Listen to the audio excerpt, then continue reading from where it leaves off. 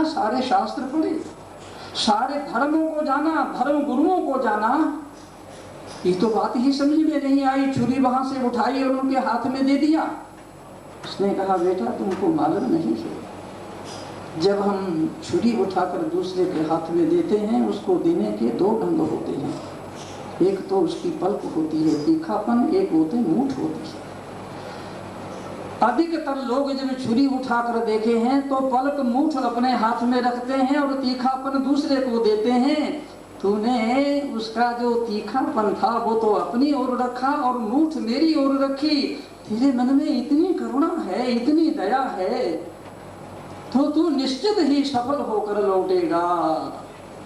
अब देखो ये शारदा ग्रामीण स्त्री थी, न तो स्कूल में पढ़ी थी, न कॉलेज में पढ़ी थी, न यूनिवर्सिटी में पढ़ी थी, ना कोई तकमा था, ना कोई डिप्लोमा था, और ना ये लिखा हुआ था किसी किताब में कि इस तरह नरेंद्र आएगा और इस तरह छुरी उठा कर देना है। अब तो तुम किताब में पढ़ करके वैसे ही उठा कर दे दोगे। इसलिए महाराज जीवन में यदि प्रेम है और स्नेह है, आत्मीयता है, अपनापन है, और जीवन में यदि श्रद्धा है, और जीवन में यदि शांति है कुछ, तो यही है। इस परिवार में मैंने वो चीज देखी, दादी जी में वो चीज देखी, और रामन मास जी में वो चीज देखी, और चंद्रशेखर जी तो बिल्कुल मेरी आत्मा ही है। मैंने चंद्रशेखर जी से जब फोन किया तो मैंने कहा चंद्रशेखर तुम प्रवचन के लिए बुला रहा है? जैसे अभी कहा भैया हम तो आशीर्वाद लेने के लिए आए थे, माँ का स्नेह मिले, माँ का प्रेम मिले, रामनाथ जी की आत्मीयता मिले। मैंने कहा तुम मुझे वहाँ पत्थर उठाने का काम क्यों नहीं देते हो, जूते साफ करने का काम क्यों नहीं देते हो? महात्माओं का काम तो यही होता है। इसलिए भैया मैं तो हृदय से लेकर एकदम रोम रोम शान शान से कहता हूँ कि हे परमात्मा, घर में कोई रोग ना हो, कोई शोक ना हो, कोई भय ना हो, कोई चिंता ना हो, कोई विषाद ना हो, किसी तरह का कोई भी तूफान उठे, बवंडर उठे, आंधी उठे, तूफान उठे, उसे अपनी कृपा से शांत कर देना, और यही आप अपने जीवन में लेकर जाना। जो इनके जीवन में उतरा है वही हमारे जीवन में उतरा है।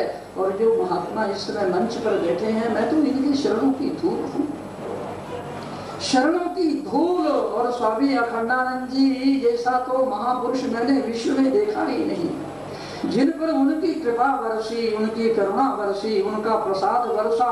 उस घर में मैं गया, मैं आश्चर्य में भर गया। बुरा ना मनाना, सिंधी और पंजाबियों के घरों में कोई बुरा ना मान जाए, मुझे बड़ा डर है। सिंधी और पंजाबियों के घरों में यहाँ कोई भी देवी देवता अधिकतर नहीं होता था। वहाँ राधा कृष्ण और राम की मूर्तियां आ गई, और जिनके फ्रिज भरे रहते थे अंडों से, वो फलों से भर गए। स्वामी अखंडानंद जी की कृपा से महाराज जिन घरों में शराब पीकर नृत्य होती थी, उन घरों में भगवान के कीर्तन और सत्संग हो रहे। और जिस घर में इस तरह का जीवन है, जहाँ आप शराब पी सकते हैं, जहाँ आप नाच सकते हैं, और जहाँ आप तरह तरह के कृत्य कर सकते हैं, क्या वहाँ कीर्तन नहीं कर सकते? वहाँ सत्संग नहीं कर सकते? भगवान के गुणानुवाद नहीं गा सकते?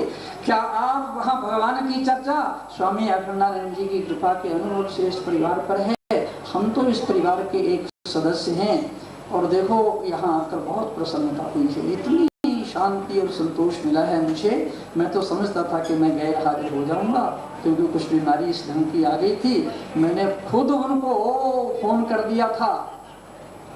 आत्म चैतन्य जी ने बड़ी कृपा किया, इन्होंने मेरी जगह ले लिया, समझिए ना। लेकिन फिर मैंने फोन किया कि मैं कहीं गैर हाजिर ना हो जाऊं। फिर हमारी एक और शिष्या है महाराज पुष्पा शेख सरिया, भक्ति प्रसाद शेख सरिया, मैंने उनसे कहा मैं जाऊं या ना जाऊं? उन्होंने कहा जाऊं या ना जाऊं की बात करते हैं, आप पांव से चलकर नहीं सिर के बल पर जाइए। वाह क्या बात है। इसलिए हम तो परमात्मा से भैया ये मनाते हैं कि आप लोगों के सभी के घरों में शांति हो, संतोष हो, आनंद हो, तृप्ति हो, और सत्संग बरसे, और महात्माओं की कृपा बरसे, और इसी तरह सत्संग होता रहे। यही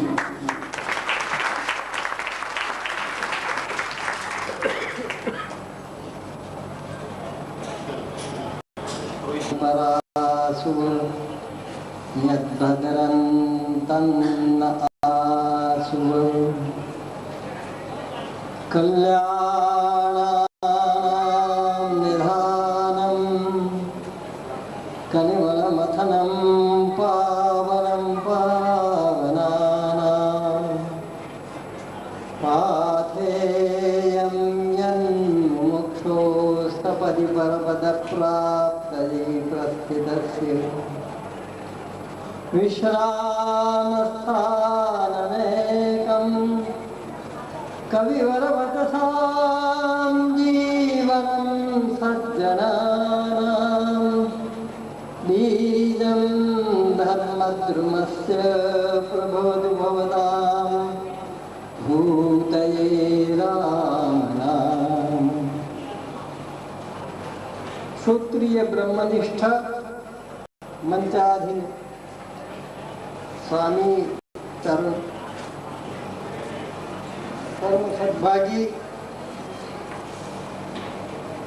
श्रीमती कमला देवी जी और जिनका ये अमृत महोत्सव मनाया जा रहा है वे श्री राम निवास जी एवं इनके सुपुत्र श्री चंद्रशेखर जी, उपस्थित सज्जनों, हमारे शास्त्र कहते हैं कि जिनको माँ बाप में भगवान के दर्शन नहीं होते हैं उनको भगवान के दर्शन कहीं भी नहीं होते। महाभारत में एक धर्मव्याध की कथा आती है।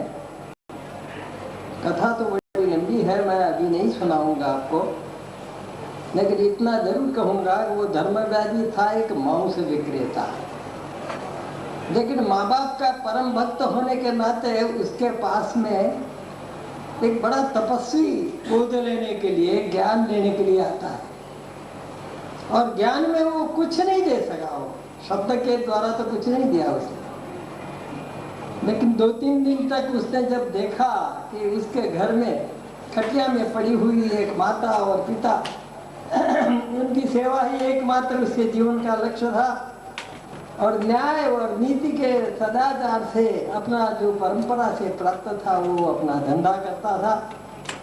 जब वो ब्राह्मण, उसका नाम था कौशिक, बड़ा तपस्वी था, विद्वान था, विदा ले रहा था, बोला अब तो बड़े बहुत ज्ञानी है, दूर से ही मुझे देख करके पहचान लिया था आपने कि मैं कौन हूँ और क्यों आया हूँ, तो आप में तो अद्भुत शक्ति है, तो मुझे कुछ ज्ञान दीजिए। तो बोलता है और कुछ ज्ञान मैं जानता नहीं हूँ भाई, ये खटिया में जो माँ बाप पड़े हैं बस उनकी सेवा, यही मेरा ज्ञान है, यही मेरे लिए सब कुछ है, मेरा धर्म भी वही, मेरा अध्यात्म भी वही और मेरी मुक्ति भी वही। तो हमारे भारतीय धर्म में, हमारे वैदिक धर्म में सबसे पहला स्थान अगर किसी को भी दिया गया है तो मातृदेवो भव, पितृदेवो भव, फिर आचार्य देवो भी भव। माँ में ही आप परमात्मा को देखो, पिता में ही परमात्मा को देखो। ये परंपरा अभी शिथिल होती जा रही है, देख के बड़ा दुख हो रहा है। हमारा सारा संस्कार और हमारी सारी कल्चर, हमारा सारी संस्कृति इसी वजह से आज तक भी जीवित रही है कि हमारे यहाँ ये मातृदेवो भव, पितृदेवो भव का आदर्श हमने अभी तक संभाला है। ज़्यादा तो समय मैं नहीं लूँगा, महात्माओं का जो कुछ आपने सुना है बस उसका ही स्मरण कीजिए, वही पर्याप्त है। मैं आप सबसे यही प्रार्थना करूँगा कि परमात्मा श्री राम निवास जी को शताब्दी मनाने के लिए इसी हॉल पर हम सब लोग इकट्ठे हुए और यहाँ होकर उनको खूब पेट भर के उनके लिए प्रार्थना भी करें और आशीर्वाद भी देवे। और माता जी भी अगर उस समय आकर के आशीर्वाद दे तो वो तो परमात्मा की परम करुणा होगी। उनके सुपुत्र श्री चंद्रशेखर जी और उनके भी वो परिवारजन सब कोई अत्यंत ये मंगलमय दिन को देखें और हम सब लोगों को वे भी इतने ही आदर से वो बुलावे। तो मैं आशा करता हूँ कि परमात्मा इनको खूब स्वस्थ दीर्घायु देवे, आप सबका भी कल्याण हो, आप सब भी उनका अनुकरण करें। ये पुस्तक है ना, वो ये तो रत्नमाला है। इधर उधर के कुछ वाक्य देख करके मुझे लग रहा है कि इसमें तो मौक्तिक जड़े हुए हैं, आपको बिखरे हुए मौक्तिक इसमें से मिलेंगे। इसका खूब चिंतन मनन करना और जिसने संचयन किया है उसके दीर्घायुष्य के लिए भगवान को प्रार्थना करना। बस इन्हीं शब्दों के साथ ब्राह्मण होने के नाते इनको मैं आशीर्वाद देता हूँ। शतमिन्नु शरदो अन्ते देवा जत्रा नश्चक्रा जलसंदनु नाम पुत्रासो जत्र पितरो भवन्ति मानो मध्यारी हृदय विगन्तोः सर्वेत्र सुखिनः सन्तु सर्वे सन्तु निरामया सर्वे भद्राणि पश्यन्तु मा कश्चित् दुःखभाग् भवेत्। ओम शांति शांति शांति।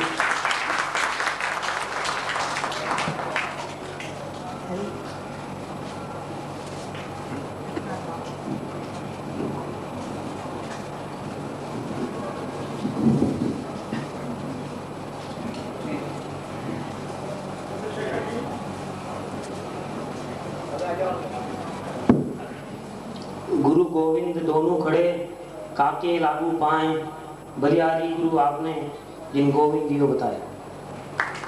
पिताजी के सम्मान में एक छोटा सा गीत सुना रहा हूँ आपको, आपकी इजाजत चाहता हूँ। बदलाना अपने आप को जो थे वही रहे, बदलाना अपने आप को जो थे वही रहे, मिलते रहे सभी से मगर अजनबी रहे, बदलाना अपने आप को जो थे वही रहे। दुनिया ना जीत पाओ तो हारो न खुद को तुम, दुनिया न जीत पाओ तो हारो न खुद को तुम, थोड़ी बहुत तो जहन में नाराजगी रहे, थोड़ी बहुत तो जहन में नाराजगी रहे, बदलाना अपने आप को जो थे वही रहे। अपनी तरह सभी को किसकी तलाश थी, अपनी तरह सभी को किसकी तलाश थी, हम जिनके भी करीब रहे दूर ही रहे, बदलाना अपने आप को जो थे वही रहे। गुजरो जो बाग से तो दुआ मांगते चलो, गुजरो जो बाग से तो दुआ मांगते चलो, जिसमें खिले हैं फूल वो डाली हरी रहे, जिसमें खिले हैं फूल वो डाली हरी रहे, बदलाना अपने आप को जो थे वही रहे, जो थे वही रहे।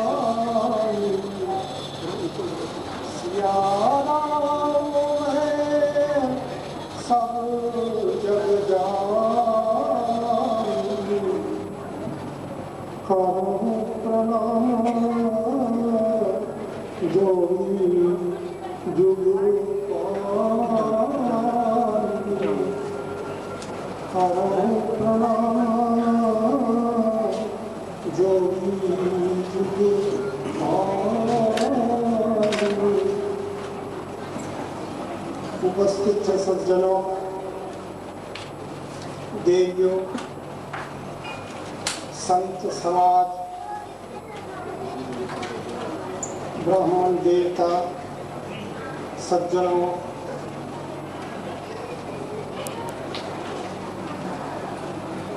बंबई नगरी संस्कृतियों के संगम का स्थल है। बंबई नगरी सागर कन्या महालक्ष्मी की नगरी है। बंबई नगरी मुम्मा देवी, महालक्ष्मी जी, सिद्धि विनायक जी,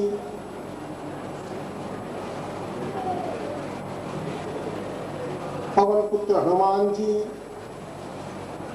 इन सब देवी देवताओं का स्थान है। प्रतिदिन यहाँ पर राम लीलाएं होती हैं, कृष्ण लीलाएं होती हैं, प्रवचन होते हैं, श्री रामचरितमानस का पाठ होता है, श्रीमद् भागवत की कथाएं होती हैं। परंतु आज जिस प्रकार का अमृत महोत्सव मनाया जा रहा है और संतों के द्वारा जो हमको अमृतपान करवाया गया है, उससे हम धन्य धन्य हो गए।